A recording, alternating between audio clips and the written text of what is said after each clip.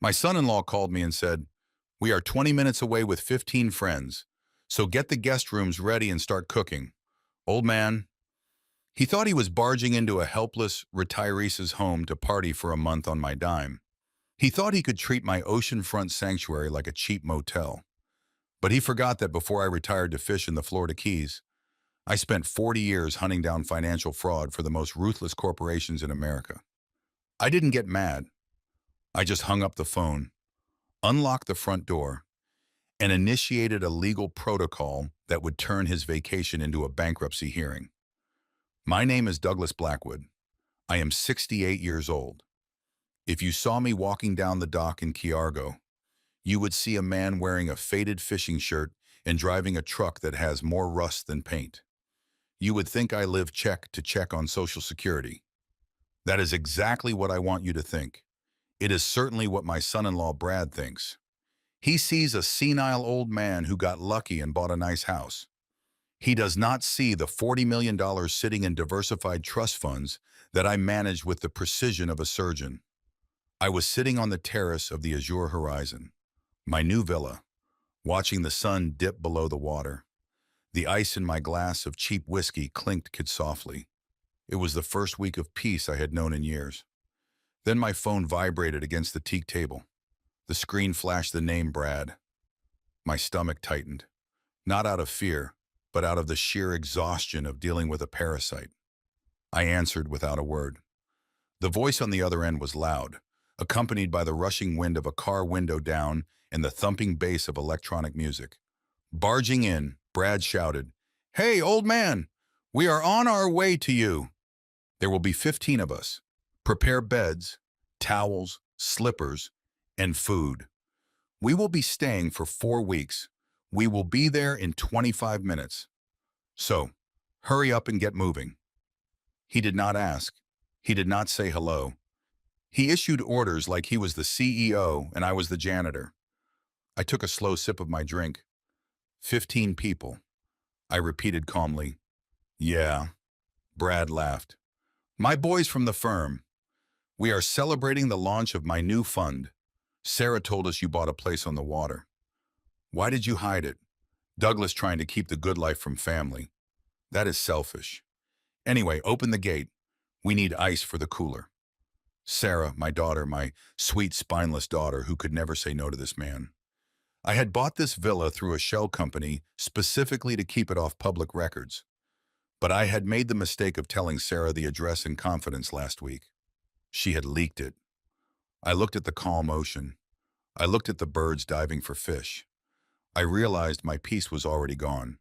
I could scream. I could tell him to turn around. But Brad was the type of man who thrived on conflict. If I said no, he would show up anyway, bang on the gate, and make a scene. He would drag Sarah into it. He would weaponize my grandchildren, even though they were not with him this time. "Understood," I said. "The gate code is 4499. "Good boy," Brad said. "Have the AC cranked down. We are sweating out here." The line went dead. I set the phone down. I did not panic. Panic is for people who do not have a plan. I had 25 minutes. I stood up and walked into the living room. It was furnished with Italian leather sofas and original artwork pieces I had collected over decades. Brad would destroy this in an hour. He would spill wine, burn holes with cigars, and treat my property with the same disdain he treated my daughter.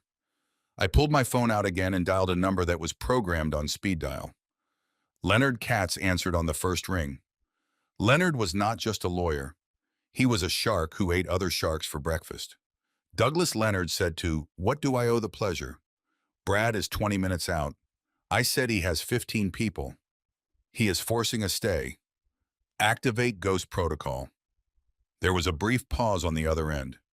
Then I heard the sound of a keyboard clacking furiously. "You want the full package?" Leonard asked. "Commercial liability trespass conversion in the damages clause." Everything I said. He thinks he is crashing at his father-in-law's house. I want to change the legal reality of the ground he stands on. "Done," Leonard said. "I am emailing you the waiver now. Print it. Make him sign it before you hand over a single key. And Douglas, yes, get the good scotch out of the house. I hung up and moved with a speed that defied my age. I went to the wine cellar.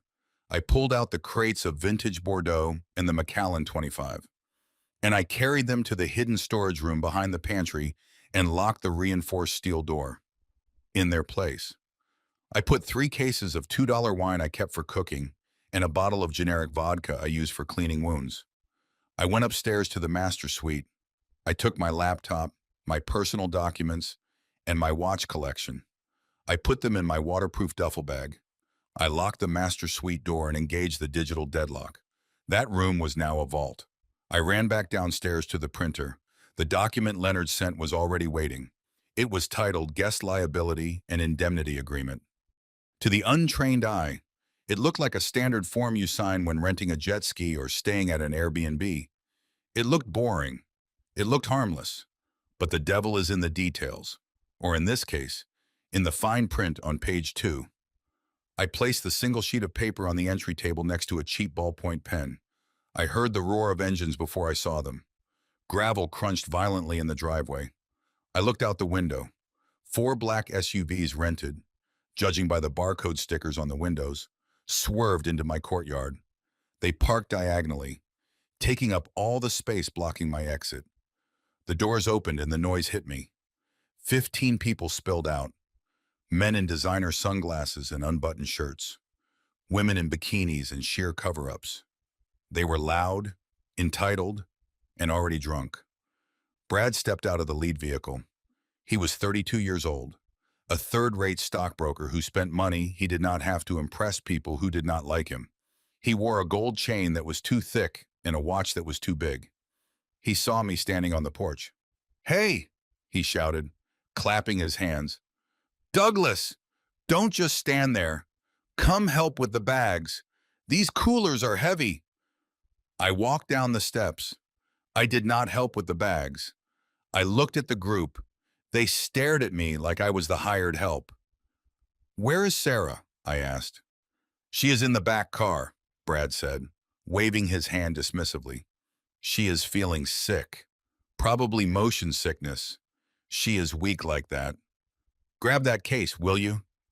I walked past him to the last car. Sarah was sitting in the passenger seat, looking pale and terrified. When she saw me, her eyes welled up with tears. "Dad," she whispered, "I am so sorry.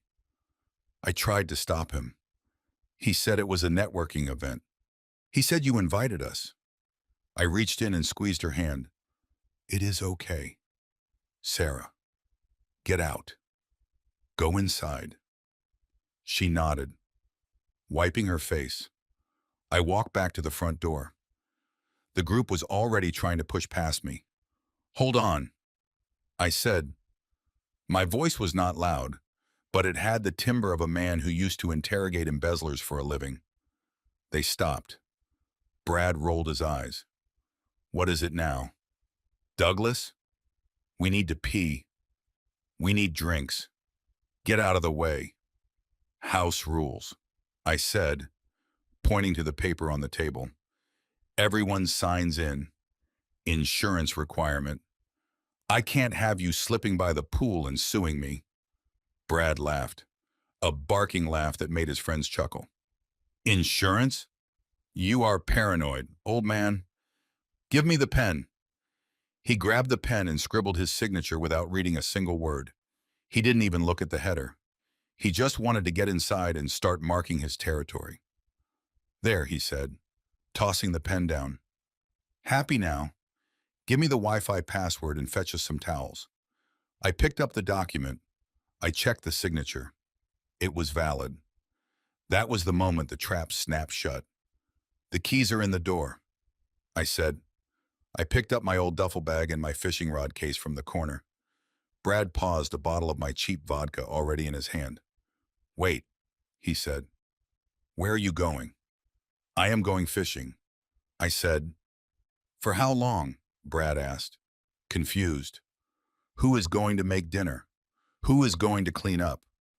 And I walked past him, stepping over a designer suitcase he had left in the middle of the hallway.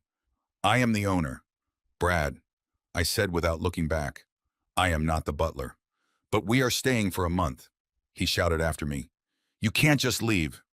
"Watch me," I said. I walked out to my rusted truck. I had to maneuver it carefully over the grass to get around their blockade of SUVs. As I drove down the long driveway, I looked in the rearview mirror. I saw Brad standing in the doorway, confused, holding a bottle of cheap vodka, surrounded by 15 people who expected to be waited on hand and foot. He looked like a king who had just conquered a castle, not realizing the castle was rigged to explode. I did not go fishing. I drove 5 miles down the coast to the Islander resort. I checked into a suite that Leonard had booked for me under the company name. I set up my laptop on the desk and connected to the secure server. The Azure Horizon was equipped with a state-of-the-art smart home system. I had cameras in the living room, the kitchen, the pool area, and the hallways. Not in the bedrooms or bathrooms. Of course, I am not a creep, but everywhere else was my domain. I opened the video feed. The screen flickered to life. They were already destroying the place. One of Brad's friends, a tall man with a ponytail, was standing on my coffee table shaking a bottle of champagne. The cork flew off and hit the ceiling. Foam sprayed all over the Italian leather. Another girl was in the kitchen opening cabinets and sweeping the contents onto the floor because she couldn't find a cork crew.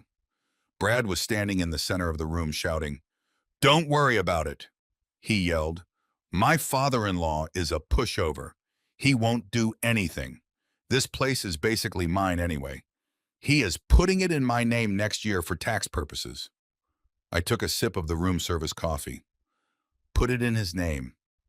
That was rich. I picked up the signed document Brad had left on the table. I scanned it into the system and sent it to Leonard. Document secured. I typed, "Execute Phase 2. Leonard replied instantly, "Conversion confirmed. The property status is now legally changed from private residence to commercial venue. The clock starts now." What Brad did not know, or what he had failed to read in his arrogance, was that the paper he signed was not a standard liability waiver. It was a short-term commercial lease agreement. By signing it, he had agreed to rent the villa as a commercial event space. The rate listed in the fine print was $15,000 a night. There was a penalty clause of $5,000 per person for any unlisted guests. He had listed 0 guests. There was a cleaning fee of $10,000. And most importantly, there was a clause that gave the landlord me the right to evict without notice if the terms of the lease were violated, with the full cost of the reservation due immediately. I watched on the screen as someone dropped a lit cigarette onto my Persian rug. A small black burn mark appeared on the intricate red pattern. I zoomed in on the image and took a screenshot. That rug cost $12,000. I opened a spreadsheet on my laptop. I typed item 1, Persian rug, damage total. Replacement cost $12,000. I watched as they raided the pantry. They found the cheap wine and spat it out on the floor, laughing. "This tastes like vinegar." Brad shouted, "Check the cellar." The old man must have a stash. I watched as they tried to open the reinforced steel door of the storage room. They kicked it. They threw a chair at it. The chair broke. The door did not scratch. Item 2, dining chair, damaged broken leg, cost $800. I sat back and watched. Most fathers would be heartbroken to see their family treat them this way. They would be sad to see their property destroyed. But I was not sad. I was calculating. Every stain, every scratch, every insult was a line item. For years, I had bailed Brad out. I had paid off his credit cards when he cried to Sarah. I had co-signed his car loan. I had kept silent when he mocked my old truck and my simple clothes. I did it for Sarah. I did it because I thought that if I showed him kindness, he might eventually learn to be a man. I was wrong. Some men do not learn from kindness. They only learn from consequences. And Brad was about to get a masterclass. The sun went down completely. The party in my villa ramped up. The music was so loud the microphones on my cameras were peaking in the red. I saw Sarah sitting in the corner of the living room, curled up in a ball, looking miserable. She was not drinking. She was not partying. She looked like a hostage. My heart ached for her. She was the collateral damage in this war. I picked up my phone and sent her a text message. If you want to leave, walk to the end of the driveway. I will have a car waiting. I watched on the screen as she checked her phone. She looked around the room. She looked at Brad, who was currently trying to perform a keg stand on my kitchen island. She stood up. She started to walk toward the door. Brad saw her. He jumped down and grabbed her arm. "Where do you think you are going?" he demanded. His face was flushed and sweaty. "I feel sick," Sarah said. "I'm going to get some air." "You are staying right here," Brad hissed. "You are the hostess. You need to serve the drinks. Don't embarrass me in front of the investors." He shoved her back toward the sofa. I froze. The calculator in my head stopped. The cold forensic accountant vanished. In his place was a father who had just watched a man put his hands on his daughter. I closed the laptop. I did not need to see anymore. The financial ruin was already in motion. But now it wasn't just about money. I picked up the phone and called Leonard again. Change of plans. I said, "Munyem." "What is it?" Leonard asked. "We are not waiting for the month to end." I said, "We are accelerating the timeline. I want the power cut." Douglas, Leonard warned. "If you cut the power, they might damage the property further in the dark." "I don't care about the property." I said, "I want the power cut. I want the water off. And I want you to call the code enforcement officer." "You want to SWAT your own house?" Leonard asked. "No. I said I want to save my daughter and then I want to burn his world to the ground." "Do it." I hung up. I walked to the window of my hotel room and looked out toward the coast. In the distance, I could almost see the lights of my villa. "Enjoy the party, Brad," I whispered, "because the lights are about to go out." Before I continue this story, let me know where you are watching from in the comments below. Hit like and subscribe if you have ever had to stand up to family who underestimated your worth. 5 minutes later, my phone rang. It was Brad. "Hey," he screamed. "The power just died. The music is off. The AC is off. It is 90 degrees in here. Fix it, old man."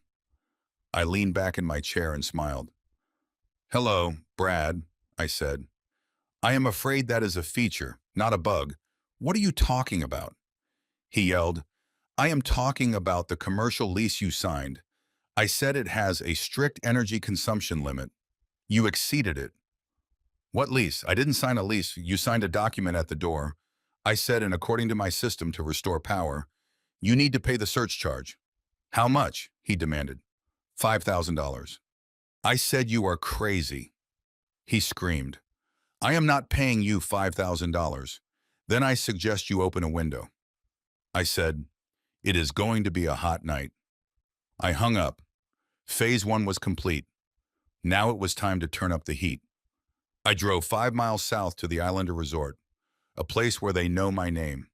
Not because I am loud, but because I tip in cash and never cause a scene. The valet took my rusted truck without blinking. He knows that truck is worth less than the tires on the Bentleys parked next to it, but he also knows I own the company that insures the hotel. I checked into a suite on the top floor, a room with marble floors and silence so deep it felt heavy. This was my command center. I did not come here to sleep. I came here to hunt. I placed my laptop on the mahogany desk and cracked a bottle of sparkling water. My hands were steady. They always are. When the trap is set, I logged into the secure server that controlled the Azure horizon. The screen flickered to life, splitting into a grid of 6 high-defin feeds. The living room, the kitchen, the pool deck, the hallway, the driveway. I had eyes everywhere except the bathrooms and bedrooms because I am a ruthless man, not a pervert. Before I looked at the chaos unfolding in my home, I pulled up the document Brad had scribbled his signature on just 30 minutes ago. He thought it was a liability waiver, a piece of paper to protect an old man from a slip-and-fall lawsuit. He was wrong. I zoomed in on the PDF, the digital signature stamped clearly at the bottom with a time and GPS location tag. It was ironclad. Let me tell you exactly what my son-in-law signed. It is called a commercial event lease agreement disguised under a dense layer of liability jargon. Clause 4, Section B. By entering the premises with more than 4 guests, the signatory agrees that the property usage is classified as a commercial event. The rental rate shifts from $0 to $15,000 per night. It is the standard market rate for oceanfront wedding venues in the Keys during peak season. I did not make that number up. It is defensible in court. I scrolled down to Clause 7. Unregistered guest penalty, $5,000 per head for every person not listed on the initial manifest. Brad had listed 0 guests. He brought 15. That is $75,000 in penalties the moment they crossed the threshold. And then there was the kicker. Clause 9, the damages and restoration provision. The signatory accepts full financial responsibility for all damages, repairs, and cleaning fees to be assessed by a certified appraiser of the landlord's choosing. It also waived his right to tenny laws. This wasn't a residential lease, it was a business transaction, and business transactions do not have eviction moratoriums. I minimized the document and maximized the camera feed from the kitchen. The audio was crisp. I could hear the ice clinking in glasses and the thumping bass of the music they had blasted through my sound system. Brad was standing by the kitchen island. He was holding one of the bottles of wine I had left in the pantry. It was a bottle with a fancy French label that I had printed off the internet 2 days ago and glued onto a $3 bottle of vinegar-heavy table wine mixed with a little rubbing alcohol to give it a kick. I call it the decoy reserve. He held it up to the light, pining for his friends. "Look at this," he shouted, his voice slurring slightly. The old man tried to hide the good stuff. "This is a 1998 Bordeaux, probably worth $2,000. His friends cheered. They were a pack of hyenas in linen shirts. Brad grabbed a cork crew and jammed it into the neck of the bottle, shredding the cork because he has the finesse of a sledgehammer. He poured the dark red liquid into my crystal glasses, filling them to the brim like it was soda. He took a large gulp. I watched his face. He grimaced, his eyes watering. But his ego wouldn't let him admit it tasted like gasoline. "Smooth," he lied, coughing. "You can really taste the oak." I chuckled softly in my hotel room. "You are tasting the bottom shelf of a gas station, Brad." Then the mood in the kitchen shifted. One of his friends, a guy with slicked back hair and a watch that cost more than my first house, leaned against the counter. "So Brad," the guy asked, "your father-in-law? He just left. That is kind of weird, isn't it?" "It is his house." Brad laughed, a loud, ugly sound that echoed through the speakers of my laptop. "It is not his house," Brad said, waving the glass around and spilling red stains on my white marble countertop. "Not really. I mean, his name is on the deed for now. But that is just a formality. The old guy is losing it. You should have seen him at dinner last week. He forgot where he parked his truck." I narrowed my eyes. I had not forgotten where I parked. I had parked down the street because the valet lot was full. "He is senile." Brad continued, leaning in as if sharing a secret. "Sarah and I are already looking into assisted living facilities. We found a nice one up in Ocala. It is cheap, but he won't know the difference. Once we get power of attorney, this place is going on the market. Or maybe we keep it as a party pad. What do you think?" The group laughed. They raised their glasses to Brad, the future owner of my life's work. "To the party pad," they shouted. I sat there in the silence of my hotel suite. The anger did not feel like fire. It felt like ice. It started in my chest and spread to my fingertips. He was not just a leech. He was a predator. He was planning to put me away. He was planning to declare me incompetent, lock me in a budget nursing home 200 meters away, and strip mine my assets to pay for his gambling debts and his ego. He thought I was a helpless old man who fished all day because he had nothing else to do. He did not know that I fished because it was the only thing that quieted the mind of a man who spent 40 years destroying people like him in courtrooms. I looked at the screen. Brad was refilling his glass with the poison wine, looking like the king of the world. He had no idea that he was standing inside a legal bear trap that had already snapped shut. I took a sip of my sparkling water. It was crisp and cold. "You want to send me to a home?" "Brad," I whispered to the screen, "I am going to send you to the poorhouse first." I reached for my phone. It was time to start cataloging the damages. Every stain, every scratch, every lie. I opened a new spreadsheet file.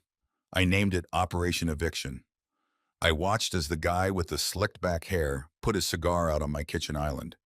He ground the ash into the stone. Entry number 1. I typed. Malicious damage to stone surface. Cleaning and resurfacing fee, $2,000. The night was young and the bill was just getting started. I leaned closer to the screen. I needed to see everything. I needed to let the hate sharpen my focus because when I was done with him, he would not have a house to go back to. He would not have a job. He would not have a wife.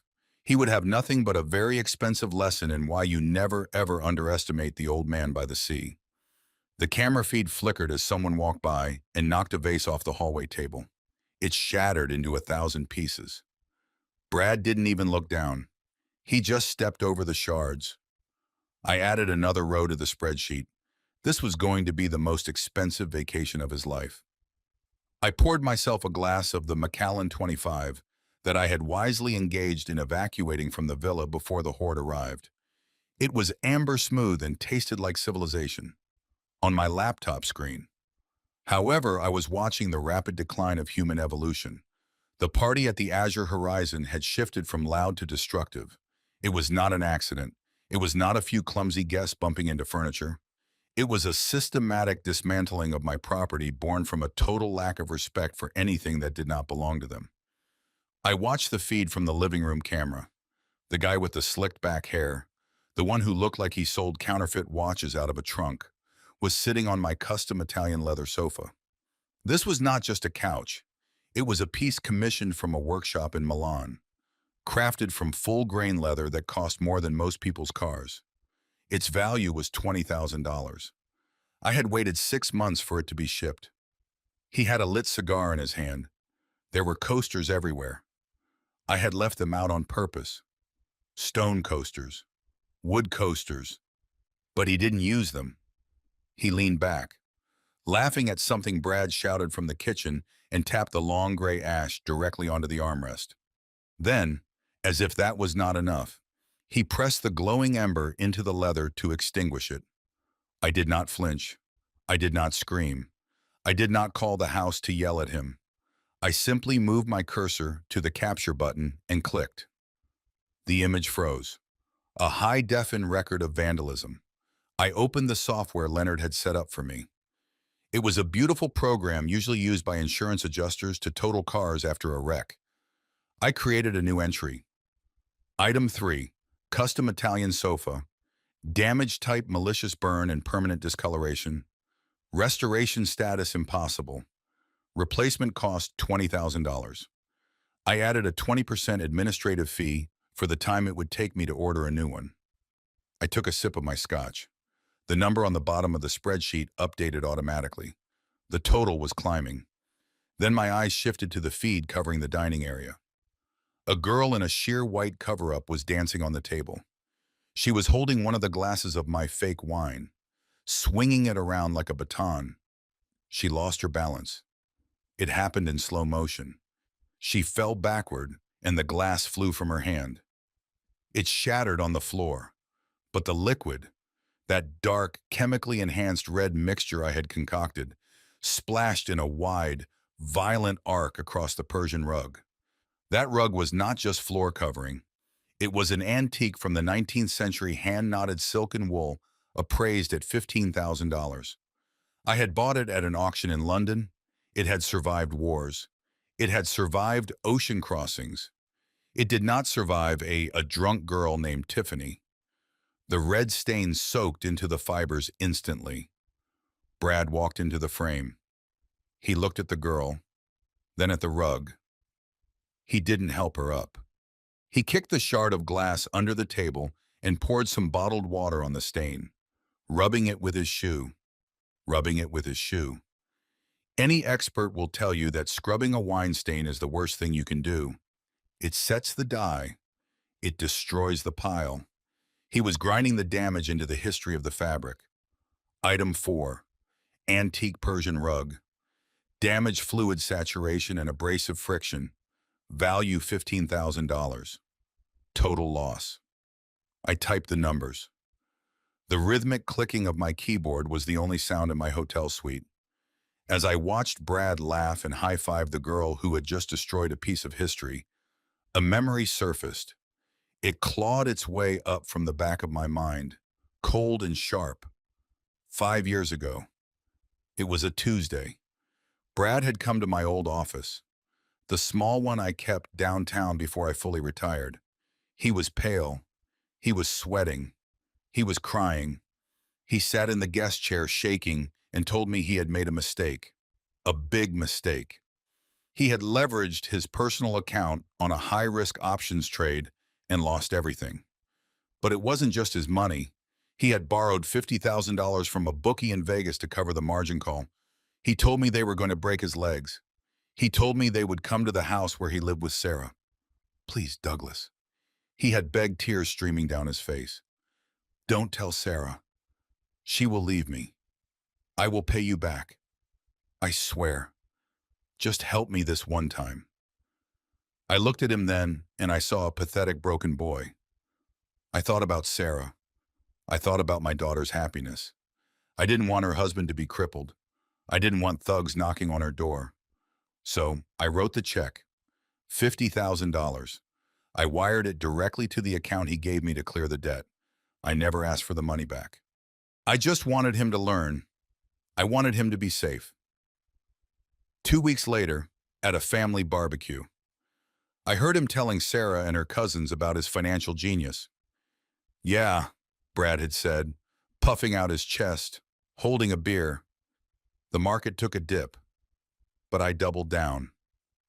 Diamond hands, baby. I made 50 grand in a single afternoon, cleared all our debts. It is all about knowing when to hold them. Sarah had looked at him with such adoration. My hero. She had said. I stood there by the grill flipping burgers, and I said nothing. I let him have the lie. I let him keep his dignity because I thought it would make him a better man. I thought gratitude would change him. I looked at the screen now. I looked at the man who was currently letting his friends destroy my home. The man who called me old man. The man who was planning to put me in a nursing home to get his hands on the rest of my money. He hadn't learned a thing. He had taken my silence for weakness. He had taken my generosity for stupidity. I looked at the spreadsheet. The total was now over $40,000 in damages and fees. And the night was not even half over. This time there would be no check. There would be no silence. There would be no saving him from the bookies or the banks or the law. He had lied to my daughter about his success. He had lied to me about his gratitude. I took another sip of scotch. It burned pleasantly in my chest. I watched as another guest, a man in wet swim trunks, sat down on the linen armchair in the reading nook. The water soaked instantly into the fabric. That chair was vintage French upholstered in raw silk. Item 5. Vintage armchair, damaged water and chlorine saturation value $4,000. I hit enter. The software updated the running total. The balance of power had shifted 5 years ago, but Brad was too arrogant to notice. He thought he was playing a game with a senile retiree. He didn't realize he was in a cage match with a forensic accountant who had kept the receipts. I watched Sarah on the patio camera. She was sitting alone on a lounge chair looking out at the dark ocean. She wasn't part of the destruction inside. She looked small. She looked tired. I knew that soon, very soon. I would have to break her heart to save her life. I would have to show her exactly who she had married, and that would hurt me more than any stained rug or burned sofa. But looking at Brad inside, pouring another drink, laughing as he kicked a piece of broken glass across the floor, I knew it had to be done. He had burned his bridge 5 years ago. Tonight, he was just dancing in the ashes. I zoomed in on the kitchen counter. Brad was using one of my Japanese chef knives to open a beer can, prying the tab up with the tip of the blade. The tip snapped off. Item 6. Hand-forged Damascus steel knife. Damage broken tip. Value $600. Keep going, Brad, I whispered. You are digging a hole so deep you will never climb out. I minimized the camera feed and opened my email. I drafted a message to Leonard. Subject evidence log. Attached 15 screenshots of willful destruction of property. Update the filing. We are not just suing for breach of contract. We are adding a tort claim for intentional infliction of emotional distress and vandalism. I hit send. I sat back and waited for the next disaster. The night was young and my son-in-law was expensive. The air conditioning in my hotel suite was set to a crisp 68 degrees. It was a dry, manufactured cold that felt like luxury against my skin. 5 miles away at the azure horizon, the Florida night was heavy with humidity. It was the kind of heat that wraps around you like a wet wool blanket, the kind that makes your clothes stick to your back within seconds of stepping outside. I sat at the desk, looking at the dashboard of the smart home system on my laptop. The time was exactly midnight. The party at the villa was still raging, but the energy had shifted from destructive to sloppy. On the screen, I saw bodies slumped on my ruined furniture. I saw a couple arguing by the pool. I saw Brad standing in the center of the living room, shirt unbuttoned, sweating, even though the AC was currently running full blast. He looked like a man trying to hold on to a moment that was slipping away. I hovered my mouse over the climate control tab. It was a sophisticated system zoned for efficiency, but also capable of total remote lockdown. I had programmed a macro earlier that evening. I called it the sweatbox. With a single click, I initiated the sequence. On the screen, the indicators for the 3 industrial HVAC units turned from green to gray. The pool heater disengaged. The water heater for the showers shut down. I leaned back and watched. It takes about 15 minutes for a glass house in the Florida Keys to turn into a greenhouse when the air stops moving. At 12:15, I saw the first signs of distress. The girl who had spilled the wine on my rug started fanning herself with a magazine. The guy with the slicked back hair took off his linen jacket and wiped his forehead with his sleeve. At 12:20, the condensation started to form on the sliding glass doors. The air inside was becoming stagnant, recycled, and hot. At 12:30, the panic set in. Brad was marching around the room, smashing the thermostat buttons on the wall. I could see him shouting, pointing at the vents. He grabbed a chair and stood on it to put his hand against the ceiling vent, feeling for a breeze that wasn't there. He looked furious. He looked desperate. My phone rang. I let it ring 3 times. I took a sip of my water. I cleared my throat to ensure my voice sounded sleepy, frail, and confused. I answered. "Hello," I said, adding a slight tremor to my voice. "Fix it!" Brad screamed. His voice was so loud I had to pull the phone away from my ear. "Fix it right now, old man." "Brad, I said slowly. "It is after midnight." "What is the matter? The AC is dead," he yelled. "The water is cold. My guests are melting in here. It is 90 degrees in this house. You sold us a lemon. Get a repairman out here now." I looked at the system dashboard. The internal temperature was actually only 82, but with the humidity and the alcohol in their systems, it probably felt like 100. I am looking at the system app on my phone.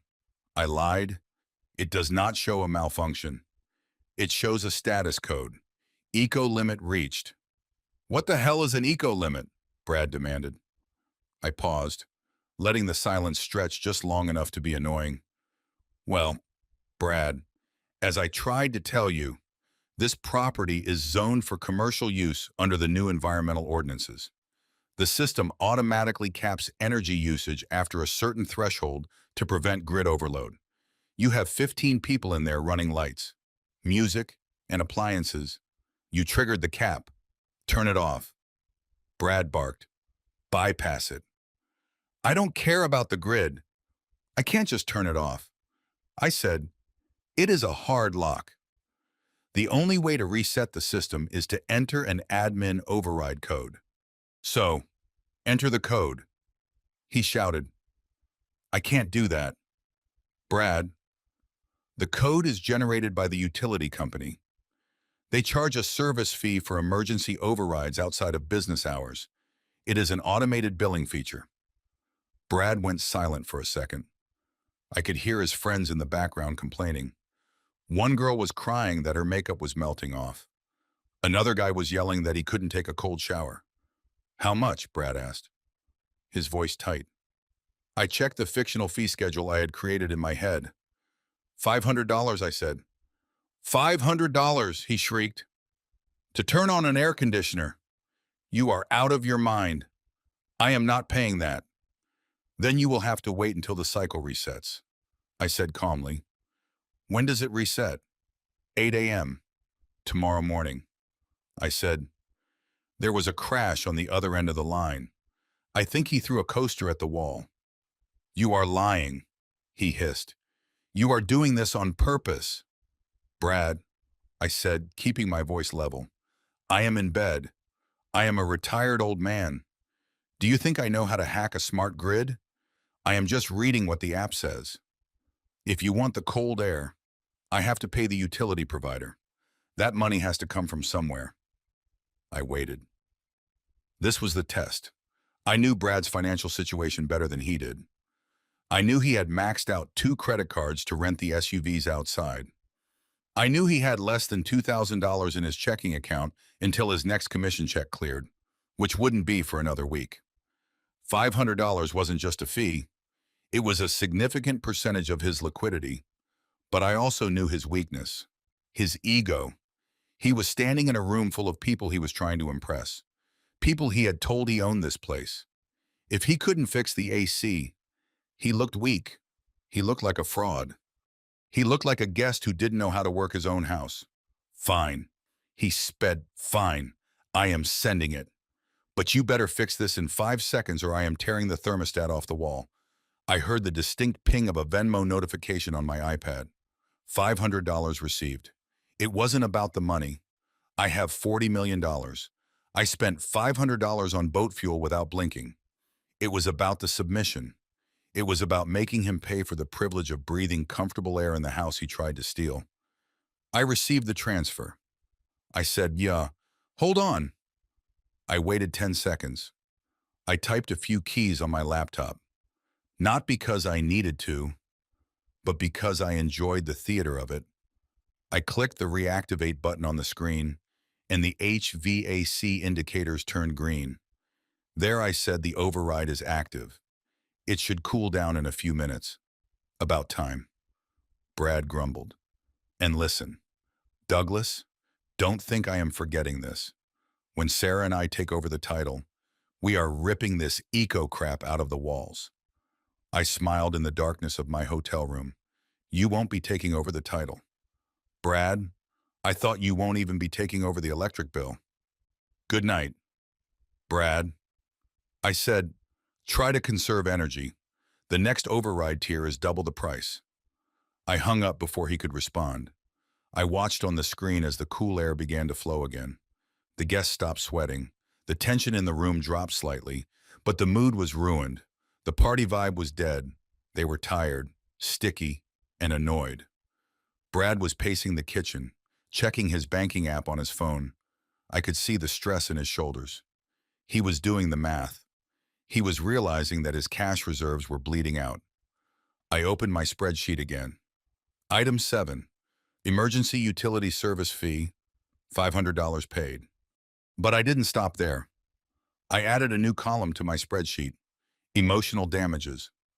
I thought about the time 3 years ago when Sarah had called me crying because her car had been repossessed. Brad had told her he paid the bill. He hadn't.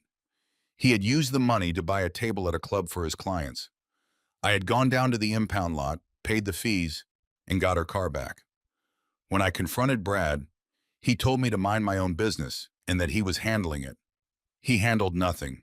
He consumed. He destroyed and he lied. I looked at him on the screen now, pouring another glass of my fake wine, trying to rally his troops. He was shouting something about how he fixed the system, taking credit for solving a problem I had created. He had no idea that the AC fee was just the appetizer. I minimized the camera window and opened the weather forecast for Kiargo. Tomorrow was going to be hot, and tomorrow a very special guest was going to arrive at the villa. I picked up my phone and sent a text message to Leonard. Phase 2 complete. The subject is financially engaging. Prepare the actor for the morning role. Leonard replied instantly with a thumbs-up emoji. I closed my laptop. I walked to the bed and lay down on the crisp, cool sheets. I slept like a baby. I knew that 5 miles away. My son-in-law was sleeping with one eye open, wondering what else in his kingdom was going to break. He didn't know that the real demolition hadn't even started yet. The house was just the stage. Tomorrow, I was going after the audience. Day 3 broke over Cargo with a sun that was too bright and a humidity that was too heavy. On my laptop screen, the azure horizon looked like a crime scene. Red plastic cups littered the driveway. A pool float shaped like a flamingo was deflated and draped over the balcony railing like a dead bird. The grass, which I paid a landscaping crew $2,000 a month to maintain, was crisscrossed with tire tracks from where one of Brad's friends had decided to do donuts in a rented SUV at 3 o'clock in the morning. I sat in my hotel suite drinking black coffee and watching the feed. I had not slept much, not because I was worried, but because I was busy.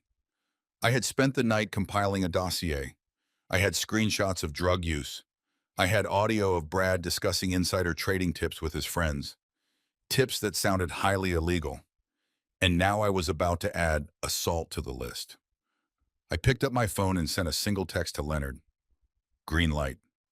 Leonard Katz is a man who charges $600 an hour to sit in an air-conditioned office and destroy corporations. But today he was doing pro bono work for the sake of friendship and, frankly, for the entertainment value. He pulled up to the villa in a nondescript white sedan. He wasn't wearing his usual three-piece Italian suit. He was wearing a beige short-sleeve button-down shirt, dark slacks, and a lanyard with a laminated ID card that looked very official. He carried a clipboard. He looked like every bureaucrat who has ever ruined a fun afternoon. He looked perfect.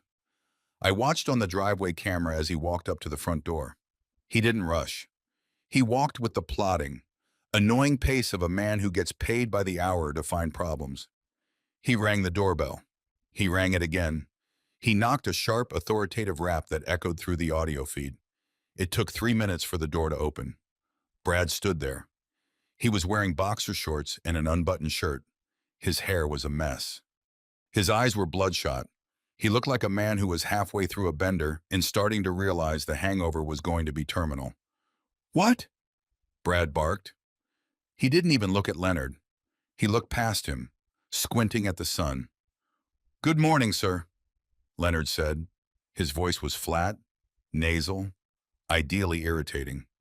"I am Leonard Katz, Senior Compliance Officer for Monroe County Zoning and Code Enforcement. We have received multiple citations regarding this property." Brad blinked. He leaned against the door frame, trying to look imposing while half naked. "Citations? What are you talking about? We are on vacation. Beat it," Sir Leonard continued, looking down at his clipboard and making a show of checking a box. "I have reports of noise ordinance violations exceeding 80 decibels after 10 p.m. I have visual confirmation of commercial occupancy limits being exceeded in a residential zone, and I have a report of unauthorized commercial activity, specifically an unlicensed event venue operation." Brad laughed. It was a dry, cracking sound. "Commercial activity? Are you stupid? This is a private house. It belongs to my father-in-law. We are just hanging out. According to the county registry and the lease agreement filed 48 hours ago," Leonard said, tapping the paper. "This property is currently designated as a short-term commercial rental that subjects it to a different set of safety codes. I need to inspect the fire extinguishers and the emergency exits." He took a step forward. Brad stepped out, blocking him. He puffed out his chest. The alcohol from the night before was clearly still doing the thinking for him. You are not inspecting anything, Brad said. You are going to get in your little white car and you are going to leave before I call the cops. I am a code enforcement officer. Sir, Leonard said calmly, denying me access to a commercial property during business hours is a violation of State Statute 479. It carries a fine of $2,000 per incident. Brad's face turned red. He stepped closer to Leonard. He was invading Leonard's personal space using his height to intimidate. Leonard didn't flinch. He stood his ground pen poised over the clipboard. I don't care about your statutes, Brad shouted. Do you know who owns this house? Douglas Blackwood? Do you know who that is? I do not, Leonard said. He is a very wealthy man. Brad spat. He has money you can't even dream of. And I am his son-in-law. Basically his son. Basically the owner. If you write me a ticket, I will have your badge. I will buy your whole apartment and turn it into a parking lot. I watched from my hotel room, shaking my head. Brad was doing exactly what I knew he would do. He was writing checks with my ego that his bank account couldn't cash. Sir, threats against a municipal officer are also a violation, Leonard said. He started writing on the citation pad. That was the spark. Brad snapped.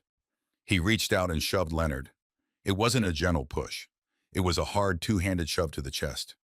Leonard stumbled back, dropping his clipboard. The pen clattered onto the pavers. Get off my property! Brad screamed. I sat up in my chair. I hit the record button on the stream software to ensure I had a backup clip. Leonard regained his balance. He adjusted his glasses. He didn't look angry. He looked like a man who just won the lottery. He reached up and tapped the small black rectangle clipped to his shirt pocket. Sir Leonard said, his voice dropping an octave, losing the nasal whine and becoming the voice of a prosecutor. That is assault on a code enforcement officer. This interaction is being recorded on a body camera. You have just committed a third-degree felony under Florida law. Brad froze. He looked at the camera. He looked at Leonard. For a second, the fog of alcohol cleared and I saw genuine fear in his eyes. But then the arrogance came back. It always did. You are faking it. Brad sneered. That is not a camera. You are just a paper pusher. Get out of here before I really hurt you. Leonard bent down and picked up his clipboard. He tore off the pink carbon copy of the citation he had been writing. He placed it gently on the planter next to the door. You have been served, Mr. Bradley Thompson. Leonard said, the police will be in contact regarding the assault charge. Have a pleasant day. Leonard turned and walked back to his car. He didn't look back. He got in, started the engine, and drove away slowly. Brad stood there, staring at the white sedan. He looked down at the pink slip of paper. He crumbled it up and threw it into the bushes. I will buy this whole town, he screamed at the empty driveway. You hear me? My father-in-law is loaded. I am untouchable. I leaned back in my leather chair. Untouchable. That was a funny word. I opened my evidence folder. I dragged the video file of the shove into it. I named it Assault on Public Official. Then I opened the spreadsheet. Item 8. Legal citation for noise violation. $500. Item 9. Legal citation for occupancy violation. $1,000. Item 10. Assault on a code officer. Legal defense fees and settlement costs. Estimated $25,000. I picked up my phone and called Leonard. Are you okay? I asked. I am fine, Leonard said. He pushes like a toddler, but we got him. Douglas, the camera caught everything. The threat, the shove, the admission of occupancy. It is gold. File the police report. I said, already doing it. Leonard said, but Douglas. Yes, he really thinks you are going to save him. Doesn't he? He thinks your money is his shield. I looked at the screen. Brad was back inside the house recounting the story to his friends. He was pantomiming the shove, making himself look like a hero who defended the castle. His friends were laughing. clapping him on the back. Yes, I said. He thinks I am his shield. He doesn't realize I am the sword. I hung up. The trap was fully armed. The legal framework was set. The commercial lease was violated. The property was damaged. The law was broken. But I wasn't done. There was one loose end. One person who was still tethered to this sinking ship, and I needed to cut her loose before I fired the torpedoes. I looked at Sarah on the camera. She was in the kitchen cleaning up the mess Brad had made. She looked exhausted. She looked broken. It was time for the hardest part of the plan. I had to hurt my daughter to save her.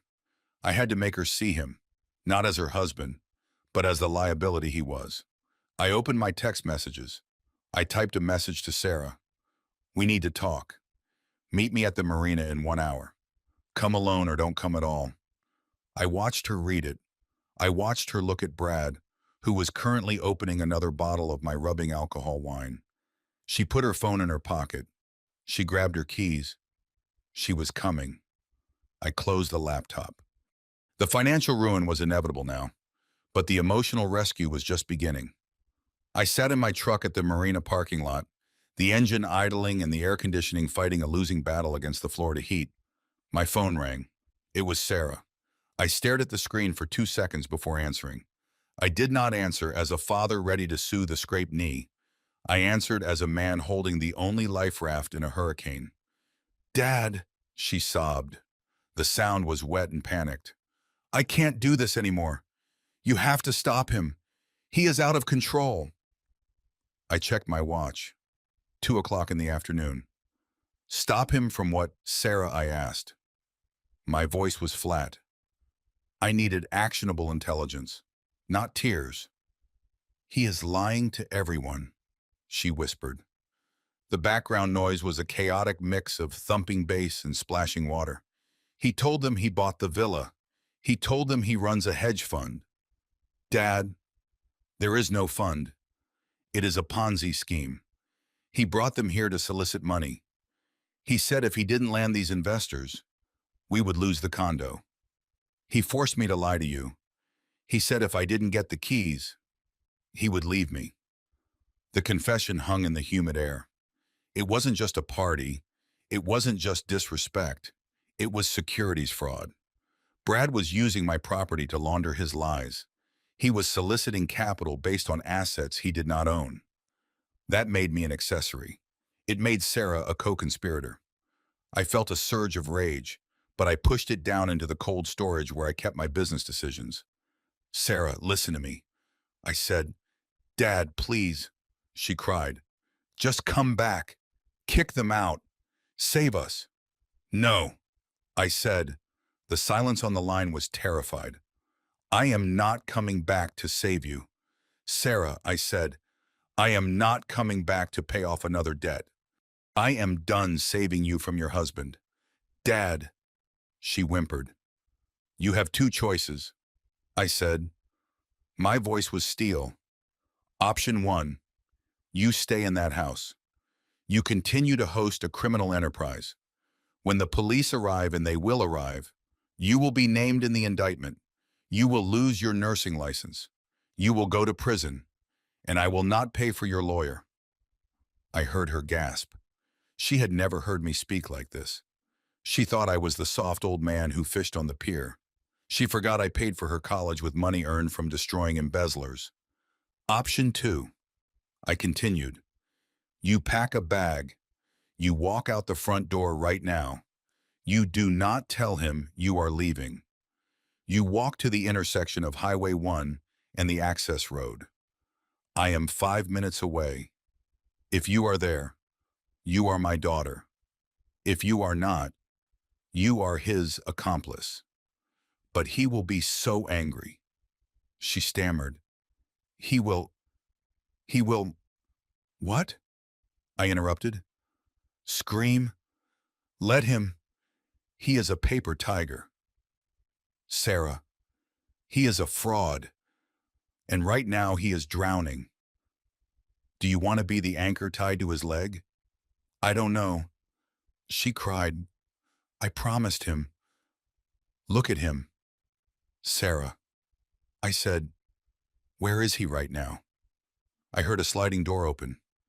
He is by the pool, she said, her voice trembling. Look at him. I commanded. Is he worried about you? Is he worried about the condo, or is he performing? There was a long silence. I waited. I knew what she would see because I had seen it on my camera feed 10 minutes ago. He is... She stopped. Brad was in the pool. He was holding a bottle of champagne that one of his friends had brought. He was laughing, head thrown back, and hanging onto his shoulder was the girl in the white cover-up, the one who had ruined my rug. He was whispering in her ear. She was giggling and splashing water on his chest. He wasn't acting like a man trying to save his family. He was acting like a bachelor. He is kissing her neck, Sarah whispered. The devastation in her voice was total. I didn't say anything. I didn't comfort her. I let the image burn into her mind. You have 5 minutes. Sarah, I said. The car is moving. I hung up. I put the truck in gear and pulled out. I drove slowly. If she wasn't there, she wasn't there. I couldn't drag her out. The drive took 4 minutes. I pulled onto the shoulder at the intersection. The road was empty. I gripped the steering wheel. I had miscalculated. She was too weak. I looked at the clock. 1 minute left. Then I saw movement in the rearview mirror. A figure was walking down the dusty driveway. She was dragging a suitcase that was too heavy for the gravel. She was stumbling, sweating her hair a mess. She wasn't wearing her hostess dress. She was wearing jeans and a t-shirt. She wasn't looking back. It was Sarah. I didn't get out to help. I let her drag the bag the last 100 yards. She needed to feel the weight of her departure. She reached the truck. She threw the bag into the bed. She climbed into the passenger seat. The blast of a sea hit her face. She didn't speak. She just buckled her seatbelt and stared out the windshield. I pulled back onto the highway. He is going to be so mad, she whispered. Let him be mad, I said. He thinks I went to buy ice. She said. He gave me his credit card. It was declined. He yelled at me in front of everyone. I handed her a handkerchief. Wipe your face, I said. You are not a servant. She wiped her eyes. She took a deep breath. What happens now, she asked. Now, I said, we take the gloves off. I reached for my phone. I opened the security app. What are you doing? She asked. I am removing the VIP access. I said. I tapped the screen. I deleted Sarah's user profile. Up until this moment, Brad had a safety net. He had Sarah. As long as she was in the house, he had a claim to being family. He had a shield against the full force of the law because no father would evict his daughter with a SWAT team. By leaving, she had stripped him of his armor. He was no longer a son-in-law. He was a trespasser. He was a squatter. He was a man who had signed a commercial contract he couldn't pay in a house he didn't own with a wife who just left him. He is alone now, I said. She nodded slowly. She didn't look sad. She looked relieved. Good, she said. I smiled. It was a cold smile. I drove her to the hotel. I told her to turn off her phone. I went back to my suite and opened my laptop. Brad was on the screen. He was still in the pool. He was looking at his phone, annoyed. He tried to call her straight to voicemail. He looked around the empty driveway. For the first time, I saw doubt in his eyes. He didn't know yet. He didn't know his wife was gone. He didn't know his credit cards were dead. He didn't know that the only thing standing between him and total annihilation had just driven away. I opened my email. I drafted a message to Leonard. Subject status update. Body. The asset is secure. The hostage has been extracted. The shield is down. Prepare the invoice. I hit send. Day 5. The morning sun over the Islander resort was gentle, unlike the harsh, exposing light hitting my villa 5 miles away. I sat on the balcony of my suite, the ocean breeze ruffling the pages of the Wall Street Journal. I wasn't really reading. Across the small table from me sat Sarah. She was wearing a plush hotel robe, her hair wrapped in a towel, eating a bowl of pistachio gelato for breakfast. It was the first time in 10 years I had seen her eat something just because she wanted to, without counting calories or worrying about what Brad would say about her figure. She looked tired, but she also looked safe. I took a sip of my coffee and opened my laptop. It was time. For 4 days. I had let Brad live in his delusion. I had let him believe he was the king of the castle, even as the walls were closing in. I had let him ignore the citations. I had let him bypass the electric locks. I had let him dig his hole until he hit bedrock. Now I was going to pour the concrete. I opened my accounting software. It was the same program I used to audit Fortune 500 companies suspected of embezzlement. It was cold, precise, and unforgiving. I created a new client profile. Bradley Thompson. I drafted a new invoice. Invoice number 001. I started typing. My fingers flew across the keyboard with the muscle memory of a man who has ruined 1,000 careers with a spreadsheet. Line item 1, commercial venue rental, 4 nights at the peak seasonal market rate of $15,000 per night. Subtotal $60,000. This was not an arbitrary number. I had 3 quotes from comparable oceanfront venues in Cargo to back it up in court. Line item 2, unregistered guest penalty, clause 7 of the signed lease agreement, 15 guests at $5,000 per head, subtotal $75,000. He had signed it. He had not read it. That was a $50,000 mistake per page. Line item 3, biohazard and deep cleaning fee based on the vomit I had seen on the patio and the wine stains on the rugs, $10,000. Line item 4, provisional damages assessment. This was a lowball estimate for the furniture, the broken art, and the ruined landscaping. $40,000. I looked at the grand total at the bottom of the screen. $185,000 due upon receipt. I saved the document as a PDF. I drafted a short, polite email. Subject, provisional invoice for services rendered at the Azure Horizon. Body, Dear Mr. Thompson, please find attached the itemized bill for your commercial use of the property. Payment is due immediately. Failure to remit payment within 24 hours will result in a lien being placed against your personal assets and the initiation of collections proceedings. Regards, Douglas Blackwood, landlord. I hit send. I watched the screen. Delivered. I looked over at Sarah. She was scraping the bottom of the gelato bowl. She looked peaceful. She had turned off her phone 3 days ago. She didn't know about the chaos. She didn't know about the assault on Leonard. She just knew she was free. 10 minutes later, my phone rang. It was Brad. I picked it up and answered on the first ring. I didn't say hello. I just listened. A sound that was half laugh, half scream exploded in my ear. "Are you insane?" Brad shouted. I could hear the wind in the background. He was probably on my balcony looking out at the ocean he thought he owned. "I assume you received the email," I said calmly. "I got your little joke." "Old man." Brad spat. 185 grand. You have lost your mind. The dementia is finally kicking in, isn't it? You think you can invoice me for staying at my father-in-law's house? It is not a house. Brad, I said, as you agreed in writing, it is a commercial venue and you are a client who is very late on his bill. Brad laughed again. It was a manic, jagged sound. "I am not paying you a dime," he said.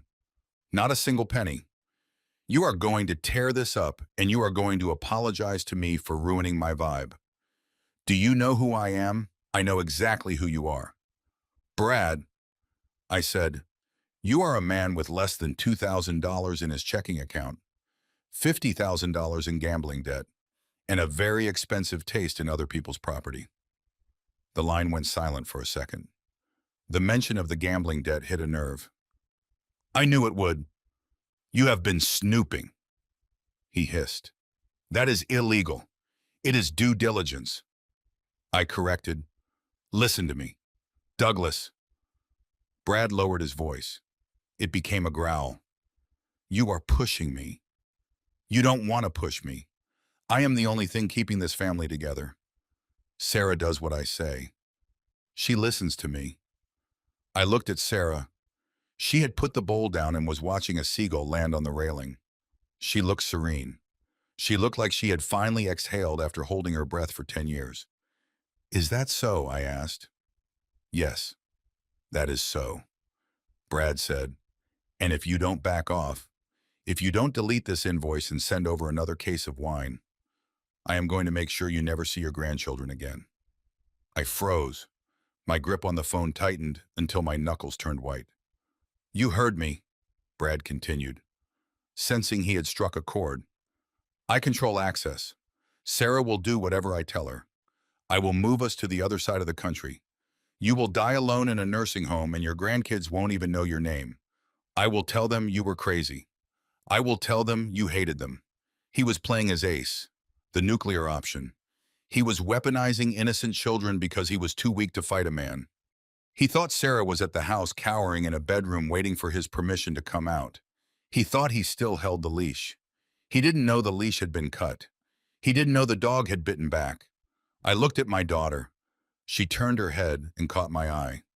She smiled. It was a sad smile, but it was real. Who is that, Dad? She asked softly. It is nobody. I said to her, just a telemarketer selling a bad product. I put the phone back to my ear. Brad was still talking, listing the ways he would erase me from my family's history. Are you done? I asked. I am done when I say I am done. He shouted, now cancel the invoice. No. I said what? No. I repeated.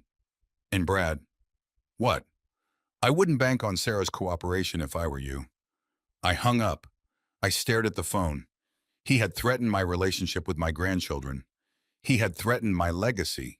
He had crossed the final line. There was no going back now. There was no mercy left in me. I opened my laptop again. I forwarded the invoice to Leonard. Proceed to the next step. I typed, file the lien and call the sheriff.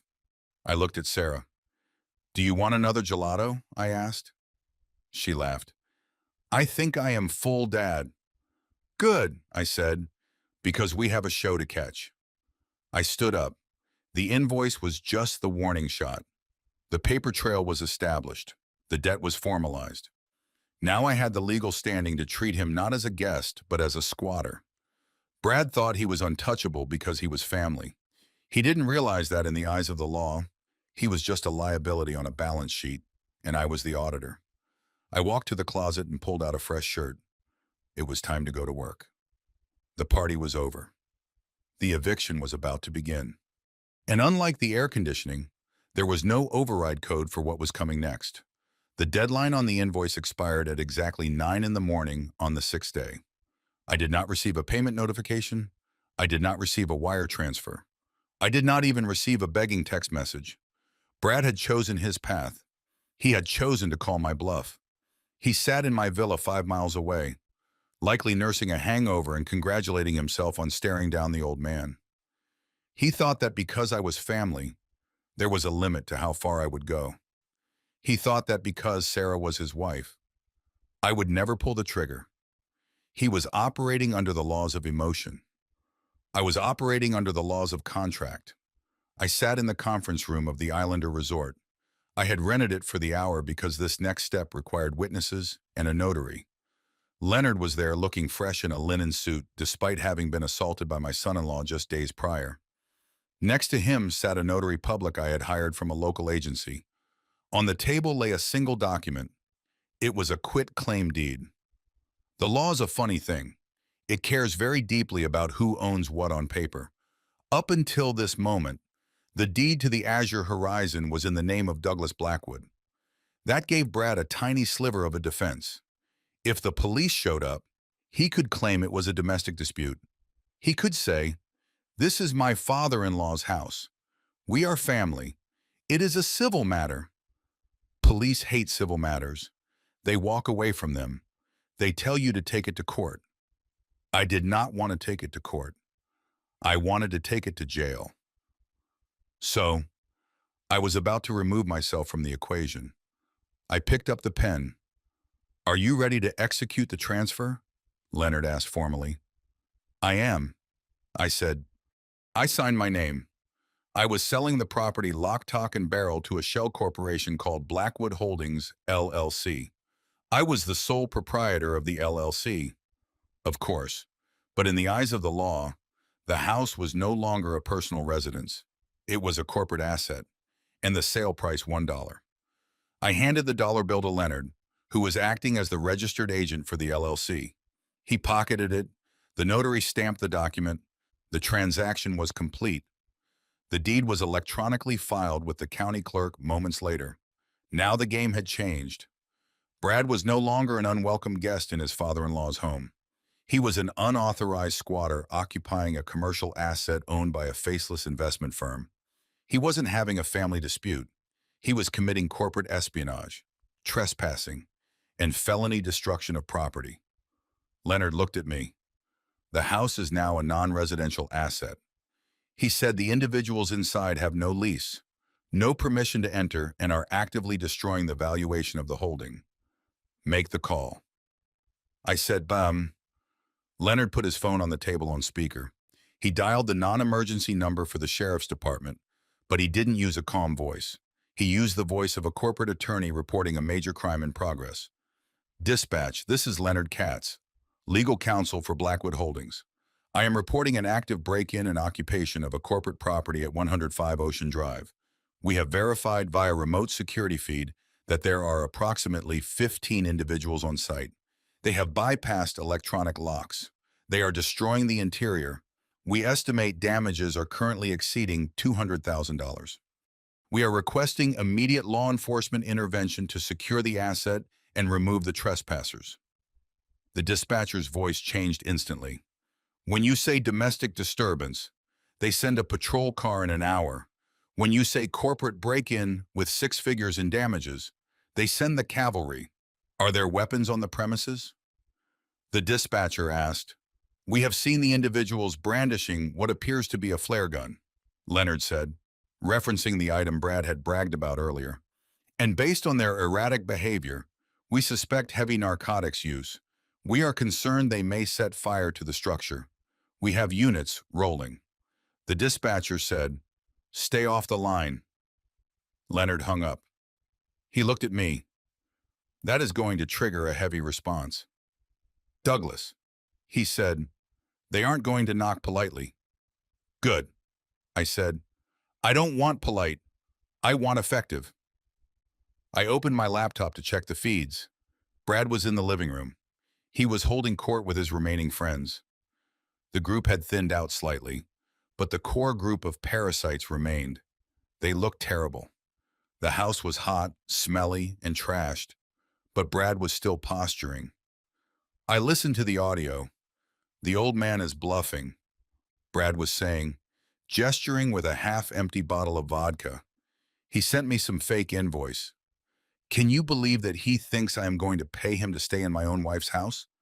He is probably crying in some motel right now, waiting for me to apologize." One of his friends laughed nervously.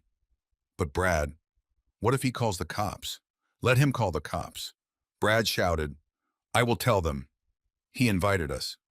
I have text from Sarah. It is," he said. She said, "They can't kick us out.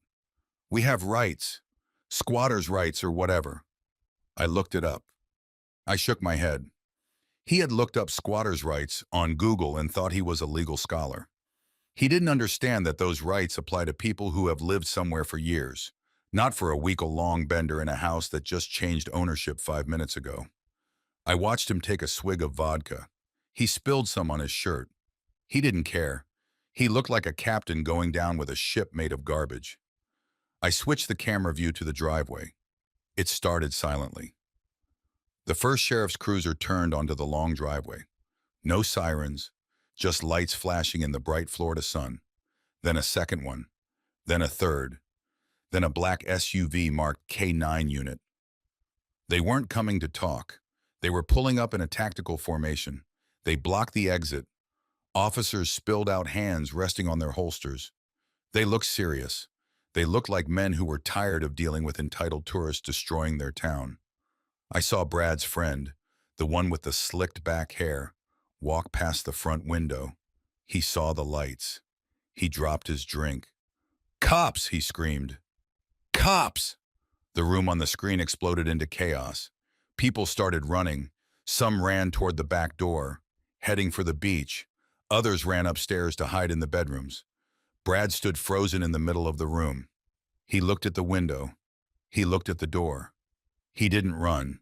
He couldn't run. His ego weighed too much. He marched to the front door and threw it open. I zoomed in on the driveway camera. Brad stepped out onto the porch barefoot, wearing dirty shorts and a stained t-shirt. He held his hands up, not in surrender, but in exasperation. What is the meaning of this? He screamed at the deputies. "Do you know who I am? This is private property." A deputy with stripes on his sleeve stepped forward. He didn't smile. He didn't ask nicely. "Get on the ground."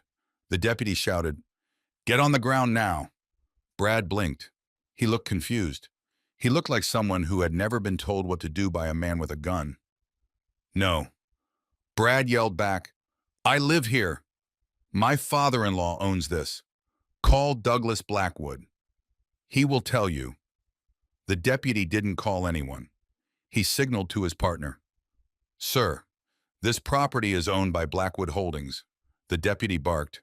"We have a signed complaint from the owner regarding criminal trespass and felony vandalism. You are not a tenant. You are an intruder. Now get on the ground, or we will put you on the ground." Brad stalled. His brain couldn't process the shift. He couldn't process that Douglas Blackwood, the person, and Blackwood Holdings, the corporation, were two different legal entities, and that one of them had just declared war.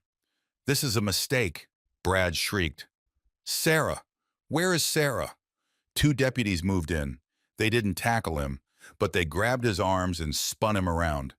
They slammed him against the hood of the nearest patrol car. The sound of metal hitting flesh echoed through my laptop speakers. "Ow! You are hurting me! I am suing you! I am suing everybody!" Brad screamed. The click of handcuffs was the sweetest sound I had heard in years. I watched as they marched him into the back of the cruiser. He was kicking and screaming like a toddler. He looked ridiculous. He looked small. Inside the house, the deputies were rounding up the rest of the guests. They were dragging them out of closets and from under beds. They were lining them up on the curb. I saw the K9 unit go inside. I turned to Leonard. "It is done," I said. Leonard nodded. He was already typing on his phone. "The holding company will press charges for everything," he said. "Every broken glass, every stain. We are not letting them plead this down to a misdemeanor. This is felony territory now." I looked back at the screen. Brad was in the back of the car, his face pressed against the glass. He was looking at the house. He looked terrified. He realized finally that there was no safety net. Sarah wasn't there to smooth it over. I wasn't there to write a check. He was alone with the consequences of his own arrogance. And I felt a profound sense of calm. I had just swatted my own house. I had just arrested my son-in-law. I picked up my phone. I had one more call to make. Not to the police, not to Sarah. I called the impound lot. "I have 4 SUVs on my property that need to be towed." I said, "And the drivers are indisposed. Come pick them up." I hung up. The party was officially over. Now the cleanup began. And for Brad, the cleanup was going to be a life sentence of debt and regret. The feed on my laptop screen flickered with the strobe effect of red and blue emergency lights. From my hotel suite 5 miles away, it looked like a silent disco, but I knew it wasn't silent. I turned up the volume on the secure feed to hear every word. 3 sheriff cruisers and 2 unmarked black SUVs from the private security firm Leonard had contracted screeched to a halt on the gravel. They didn't park politely. They parked tactically, boxing in the rented luxury cars, cutting off any escape route. The doors flew open in unison. Uniformed deputies and private contractors in tactical vests spilled out, moving with the precision of a team clearing a hostile zone. Inside the villa, the bass from the speakers was still shaking the walls.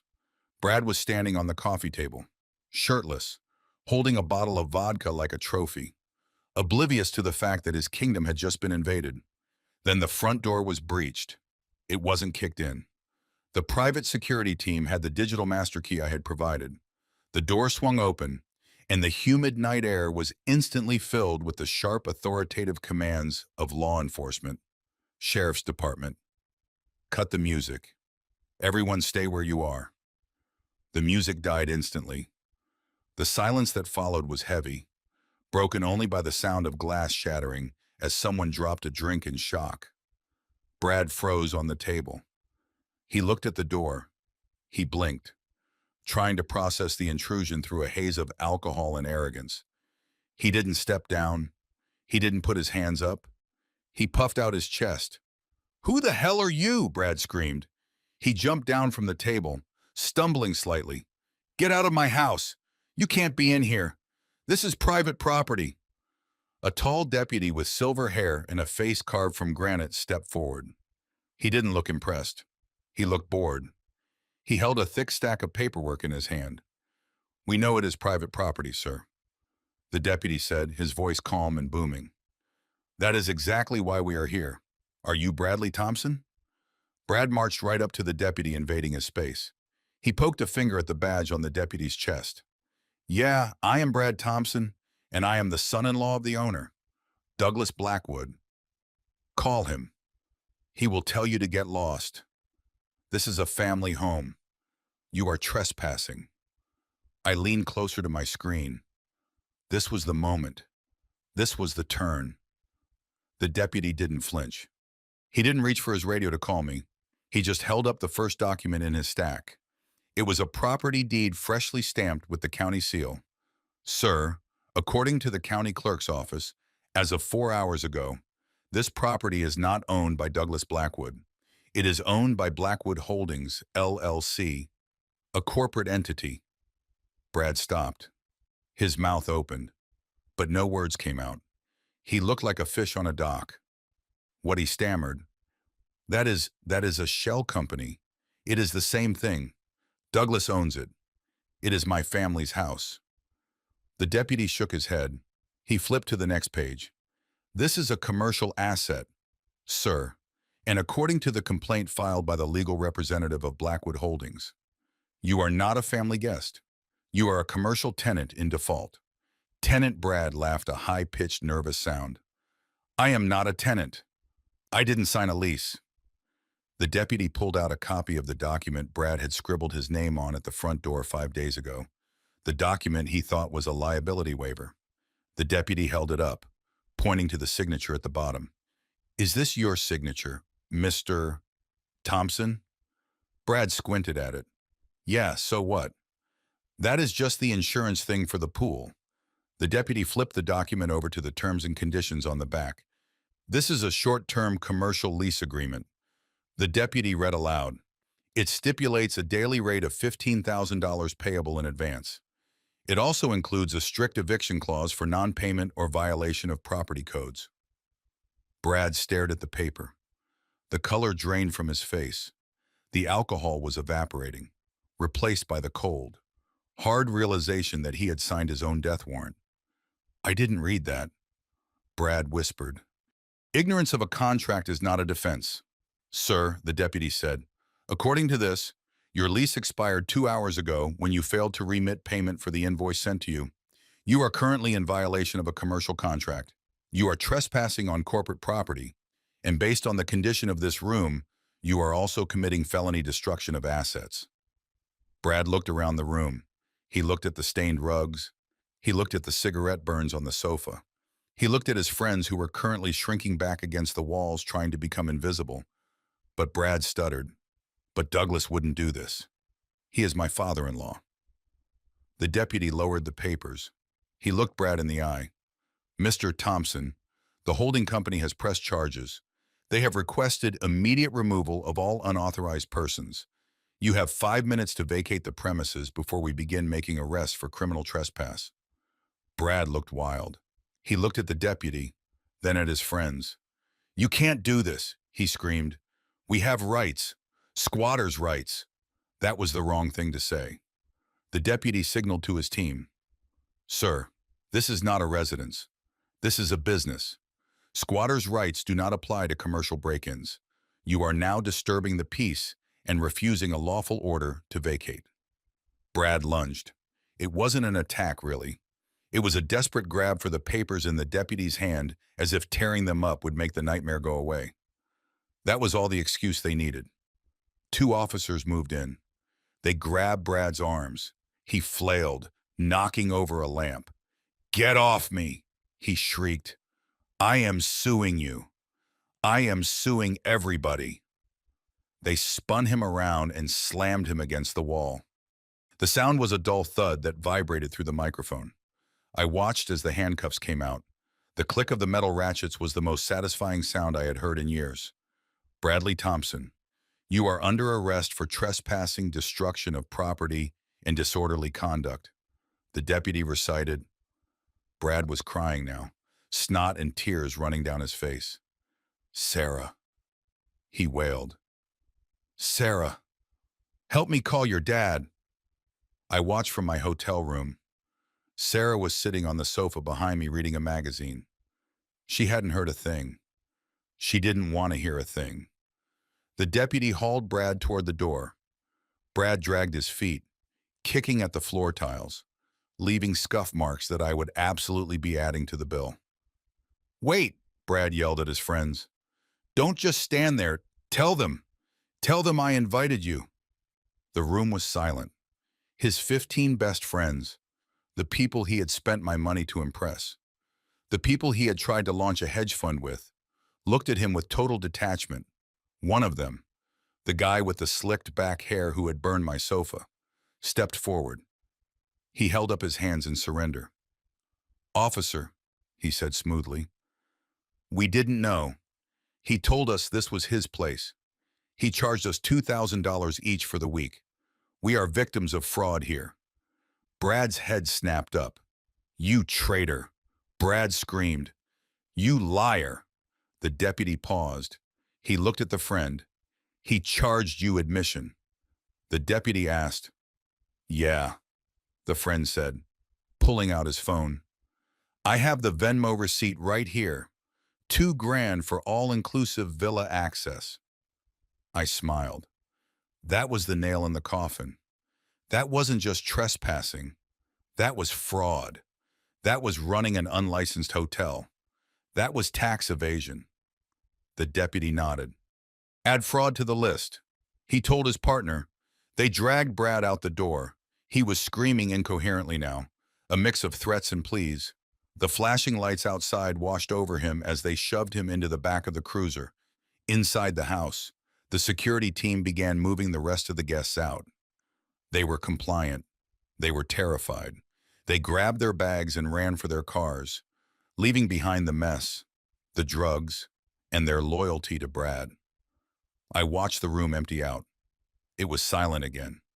Just the hum of the air conditioning I had remotely reactivated and the flashing lights reflecting off the ruined furniture.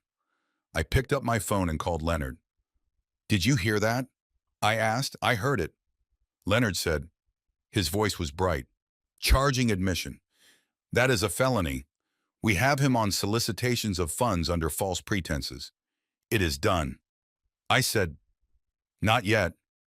Leonard said, the police are taking him to the station. Do you want to leave him there overnight? I looked at the screen.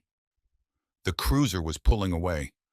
Brad's face pressed against the glass, a mask of terror. No, I said, I want him to sit there for an hour. Let the reality sink in. Let him realize that no one is coming. And then what? Leonard asked. Then I will go down there. I said, I have one last document to deliver. I hung up. I stood up and walked over to Sarah. She looked up from her magazine. Is it over? She asked softly. The party is over. I said, but the cleanup is just beginning. Get dressed, Sarah. We have to go to the police station. Why? She asked, her eyes widening. Because I said in picking up a folder from the desk, we need to bail your husband out. She looked confused. You are going to help him. I smiled. It was the smile of a wolf who has cornered a rabbit. No, I said. I am not going to help him. I am going to end him. Bail is just the price of admission for the final act. I watched the screen as the deputy lined the 15 guests up against the wall of my living room. They looked like a lineup of sad, wet peacocks. The music was gone. The bravado was gone. In its place was the cold, sober reality of law enforcement. The K9 unit, a German shepherd that looked like it meant business was moving through the room. It sniffed the ruined sofa. It sniffed the pile of designer bags in the corner. Then it stopped at the kitchen island right next to where Brad had been holding court. The dog sat down and barked once. The handler signaled to the other deputies. They opened the cooler Brad had dragged in. Inside, nestled between bags of melting ice, were not just bottles of beer. There were plastic baggies. There were unlabeled bottles of liquor that looked like they had been brewed in a bathtub. Possession of controlled substances and distribution of illicit alcohol, the deputy announced. His voice was flat, echoing off the high ceilings. The room erupted in a panic that was almost funny to watch. These were people who thought consequences were things that happened to poor people. They started shouting over each other. "That is not mine," one girl yelled. "I didn't bring that." The guy with the slicked back hair shouted. The deputy held up a hand. "Silence. Everyone is detained. We are checking IDs and we are searching everyone. If this belongs to the house, the tenant is responsible. If it belongs to you, you are responsible." Brad was standing by the door, handcuffed, watching his empire crumble. He looked at his friends. He looked at the people he had brought here to impress the people he had sworn to protect with his status. "Tell them," Brad pleaded. "Tell them we just found it here. Tell them it was here when we arrived." He was trying to frame me. He was trying to plant drugs in my house to save his own skin. It was a move so desperate and so vile that I felt a fresh wave of cold anger wash over me. But he had miscalculated. He had miscalculated the loyalty of vultures. Vultures do not protect the carcass. They pick it clean and fly away. The guy with the ponytail, the one who had burned my sofa, stepped forward. He looked at Brad. He looked at the cop. He looked at the potential felony charge hanging over his head. "Officer," he said, his voice trembling, but clear. "That cooler belongs to Brad. He brought it. He told us it was part of the package." Brad's eyes bulged. "What are you doing?" he screamed. "Shut up! Mike!" Mike didn't shut up. Mike pulled out his phone. "He sent us a menu in the group chat," Mike said, unlocking his screen and holding it out to the deputy. "Look, he promised premium party favors included with the entry fee." "Entry fee?" the deputy asked, his eyebrows raising. "Yeah," Mike said. "We all paid $2,000 a head. He said this was his private resort. He said he had the permits. He said everything was legal. The dam broke. Once one of them turned, they all turned. It was a stampede of betrayal. I have the receipt right here." A girl shouted, waving her phone. $2,000 for the week. "He told me this was a corporate retreat." Another guy yelled, "I want my money back. He sold us tickets." I watched Brad's face. It was a masterpiece of devastation. He wasn't just being arrested. He was being dismantled. His friends weren't friends. They were customers, and they were dissatisfied customers who were realizing they had been scammed. The deputy looked at Brad. He looked at the phone Mike was holding. He scrolled through the chat. So the deputy said, turning to Brad, "You are not just trespassing. You are running an unlicensed commercial venue. You are distributing controlled substances, and you are defrauding these people by selling access to property you do not own. It is a donation." Brad stammered. "They donated to my fund. It wasn't a fee." The deputy shook his head. He walked over to Brad. "Bradley Thompson, you are already under arrest for trespassing." The deputy said, "We are adding distribution fraud and operating an illegal enterprise to the list." They marched him out. This time he didn't scream. He didn't fight. He hung his head. He looked broken. He walked past the line of his former friends, and not a single one of them looked him in the eye. They were too busy writing statements for the police, ensuring that every drop of blame landed squarely on Brad's shoulders. I watched the deputies bag the evidence. I watched them take photos of the Venmo receipts on the guest phones. It was perfect. If I had sued him, it would have been a civil battle. He could have dragged it out for years. But this was criminal. This was the state versus Bradley Thompson. And the state had 15 witnesses who were willing to sing like canaries to avoid a drug charge. I picked up my phone and called Leonard. The guest turned. I said, they admitted to paying an entry fee. They gave up the group chat. Leonard laughed. That is the ball game. Douglas, that is tax fraud. That is wire fraud. He is going to be buried under so many statutes he won't see the sun for a decade. Is Sarah ready? I asked. She is in the car, Leonard said. We are meeting you at the station. I closed my laptop. The show was over. The house was secure. The police were doing the cleanup now. I stood up and smoothed my shirt. I felt lighter. The weight of the last 5 years. The weight of watching this man drain my daughter's spirit and my bank account was gone. I walked to the door of my hotel suite. I didn't look back at the screen. I didn't need to. I knew what I would see. An empty house, a ruined rug, and a silence that was worth every penny of the damages. I went down to the lobby. My truck was waiting. I drove to the police station, not with anger, but with purpose. Brad thought the worst part was over. He thought the handcuffs were the bottom. He was wrong. The bottom was waiting for him in the interrogation room, and her name was Sarah. The fluorescent lights of the police station holding area hummed with a sound that usually gave people a headache, but to me it sounded like the steady frequency of justice. I stood at the desk and counted out $5,000 in cash. It was the 10% premium on a $50,000 bond. I was not paying it because I wanted Bradley. I was paying it because you cannot serve civil lawsuit papers to a man locked in a holding cell without a bureaucratic nightmare. I needed him on the sidewalk. I needed him exposed. The desk sergeant processed the paperwork without looking up. He slid a clipboard across the counter. I signed. It was the last check I would ever write for my son-in-law. 10 minutes later, a buzzer sounded and a heavy steel door clicked open. Brad stepped out. He looked like a man who had been put through a trash compactor. His designer shirt was torn at the shoulder. He was shoeless. He smelled of sweat and the terrifying realization that he was not special. He saw me standing there and his face crumpled. He ran toward me, his hands shaking, reaching out as if he expected a hug. I stepped back. He stopped, his arms falling to his sides. Douglas, he choked out. Thank God.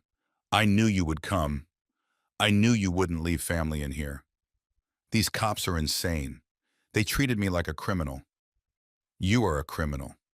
Brad, I said, bah, I read the charges. He started crying. It was a wet, ugly sound. It wasn't the crying of a man who is sorry. It was the crying of a man who got caught. It was just a party. He sobbed. I was under so much pressure. The market is down. The investors were pushing me. I just needed to show them I was successful so they would buy in. I did it for Sarah. I did it for us. Stop, I said. He froze. He wiped his nose on his sleeve. I am not here to listen to your excuses. I said, I am here to deliver a message. I reached into my bag and pulled out a thick, heavy manila envelope. I held it out. He took it with trembling fingers. What is this? He asked. Is this for the lawyer? Are you getting me a lawyer? Open it, I said. He tore the flap open. He pulled out the first document. It was thick, stapled at the top, at the center of the page, in bold letters. It read, Petition for Dissolution of Marriage. Sarah, he whispered. He looked up at me, his eyes wide with panic. She can't do this. She loves me. I can explain everything to her. She is gone, Brad, I said. She is in a safe place where your voice cannot reach her. She has filed for emergency protection and full asset separation. You are not a husband anymore. You are a respondent." He shook his head, denial washing over him. Then he looked at the second document in the envelope. It was even thicker. Civil lawsuit. He stammered. $250,000, Douglas. I don't have this kind of money. You know I don't. Why are you doing this? I leaned in close. This was the moment I had prepared for. I know you don't have the money. Brad, I said softly, but I know who does. Do you remember the condo in Boca Raton? The one your parents live in? The one you co-signed on 5 years ago to help them refinance because your credit was artificially high from all the debts I paid off? Brad went pale. He stopped breathing. You wouldn't. He gasped. That is my parents' home. You guaranteed the loan. I said you put your name on the deed as collateral. I bought that note from the bank this morning through my holding company. I own their mortgage now. I pointed at the papers in his hand. You have 30 days to pay me $250,000 for the damages to my villa. I said, if you do not pay, I will trigger the default clause on your assets. I will foreclose on that condo. I will put your parents on the street to pay for your party. He looked at me with pure horror. He finally saw me, not as the old man, not as the pushover, but as the wall he had run into at 100 meters an hour. You are a monster, he whispered. I turned my back on him. I am just a landlord collecting rent. I said, you have 30 days, tick-tock. The fall of Bradley Thompson was not a slow decline. It was a cliff dive without a parachute. 48 hours after I left him standing on the sidewalk outside the police station, his life as he knew it had ceased to exist. The brokerage firm he worked for did not wait for a conviction. In the financial world, the mere accusation of fraud involving client funds or running an illegal enterprise is a death sentence. When the police report hit the compliance officer's desk, Brad's license was suspended immediately. He was fired via a courier who delivered a box of his personal effects to his parents' front door. He was a stockbroker who was legally barred from trading stocks. He was a shark who had been defanged and thrown back into the kiddie pool. Then came the lawsuits from his so-called inner circle. The 15 people he had tried to impress didn't just give statements to the police. They wanted their money back. They filed individual small claim suits for the $2,000 entry fees plus damages for emotional distress. They weren't suing him because they needed the cash. They were suing him to distance themselves from his failure. They were proving to the world that they were victims, not accomplices.